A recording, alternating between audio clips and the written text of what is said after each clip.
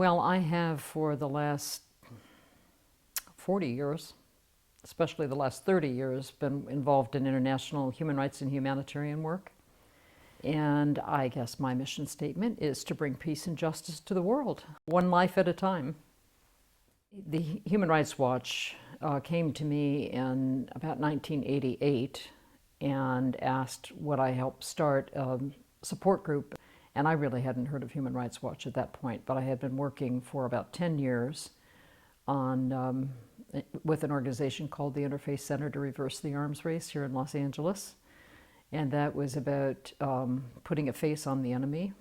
We invited many Soviet citizens over to the United States so that we could see our enemy as individuals and develop friendships. But we also did a lot of education and advocacy to freeze, stop, and reverse the nuclear arms race. And I continued for 30 years. I had many mentors in the Pasadena area and Los Angeles area, but I had one true heroine, and that is Eleanor Roosevelt. Well, actually two. I would say Audrey Hepburn and Eleanor Roosevelt are my two heroines. I take my fashion advice from Audrey and learn a great deal about international justice through the passion and leadership of Eleanor Roosevelt. Well, I think violence against women and girls, I would say against women and children, is of greatest concern to me. It's happening all around the world. We know that there's a tremendous amount of abuse against women and girls in the United States, even though women have achieved a great deal of equality and opportunity here. But in the third world, even in the second world, women are still seen as property. We've just witnessed a window onto the abuse that happens against women and girls all across India. It's really horrifying.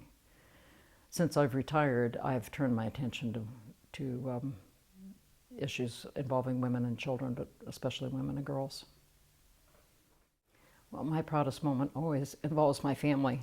You know, to see a baby born that has your grandmother's eyes, and to see children that embrace grandparents with all the love and respect that we got from our own children, I think is certainly the proudest moment, and I've always tried to be sure that they would be proud of me as well.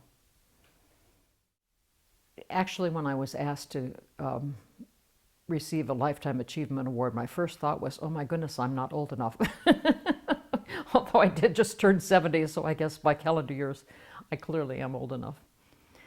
But talking about legacy, I feel a little modest about that also. But I have had many, many young women call me, come to me, ask for advice. I recommend to people that they just get out and get busy and volunteer their time, especially if you could put yourself next to a leader who you admire and respect and has skills that you might like to learn.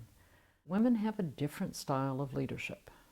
They bring a more collaborative style, and that generally helps with resolution and reconciliation on all levels. That's what we need.